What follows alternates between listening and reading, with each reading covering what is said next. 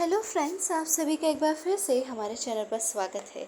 हम हमेशा आपके लिए एक्टर, एक्ट्रेस और धार्मिक कहानियाँ लेकर आते रहे हैं, लेकिन आज हम आपके लिए लेकर आए हैं एक ऐसी गायिका जिनके गाने सदाबहार हैं, जिनकी यादें वो भले ही इस दुनिया से जा चुकी हैं, जिनकी यादें कभी मिटाए नहीं मिट सकती। उनकी जैसी आवाज़ शायद ही दुनिया में फिर किसी और की हो। उनकी आवाज़ कोयल से भी मधुर है। ये है लता मंगेशकर। आज हम आपको इनके बारे में बताएंगे, तो वीडियो को अंत तक देखिएगा और चैनल को लाइक, शेयर और सब्सक्राइब करना बिल्कुल भी मत भूलिएगा। और साथ ही साथ कमेंट्स में ज़रूर बताइएगा कि आप अन्य वीडियो किस टॉपिक पर या किस विषय पर देखना चाहेंगी। अब शुरू करते हैं। लता मंगेशकर भारत की सबसे प्रतिष्ठित पार्श्व गायिका हैं, जिन्होंने कई फिल्मी और गैर फिल्मी यादगार गीत गाए हैं। दुनिया भर में उनके करोड़ों प्रशंसक हैं, जो लता को माँ सरस्वती का ही अवतार मानते हैं। लता ने 1000 से ज़्यादा हिंदी फिल्मों में गीत गाए हैं। मुख्यतः उन्होंने हिंदी, मराठी और बंगाली में गाने गाए हैं। वे 36 से ज़्यादा भाषाओं में अभी तक गीत गा चुकी हैं, जो अपने आप में एक कीर्तिमान है। लता मंगेशकर का जन्म 28 सितंबर 1929 को इंदौर में हुआ, जो कि यह मध्य प्रदेश में स्थित है।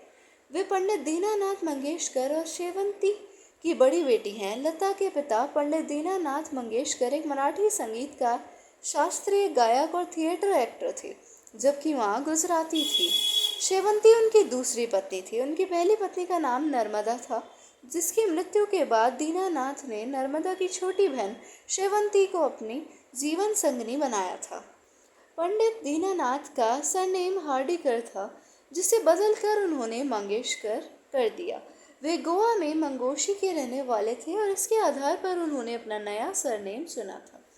लता के जन्म के समय उनका नाम हेमा रखा गया था, जिसे बदलकर लता कर दिया गया। यह नाम दीनानाथ को अपने नाटक भावबंधन के एक महिला किरदार लतिका के नाम से सूझा।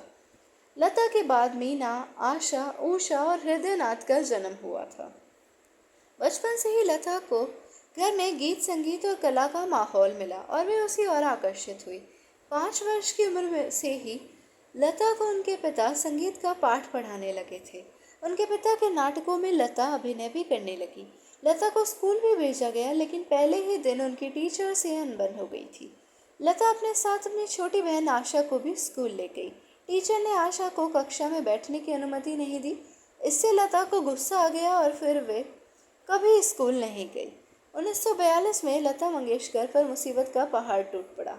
उनके पिता की जब मृत्यु हुई तब लता मात्र 13 वर्ष की थी। लता पर परिवार का सारा बोझ आ गया था।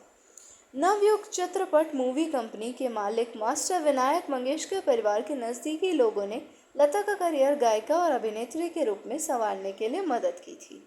लता को अभिनय पसंद नहीं था, लेकिन पैसों की तंगी के कारण उन्होंने कुछ हिंदी और मराठी फिल्मों में अभिनय किया।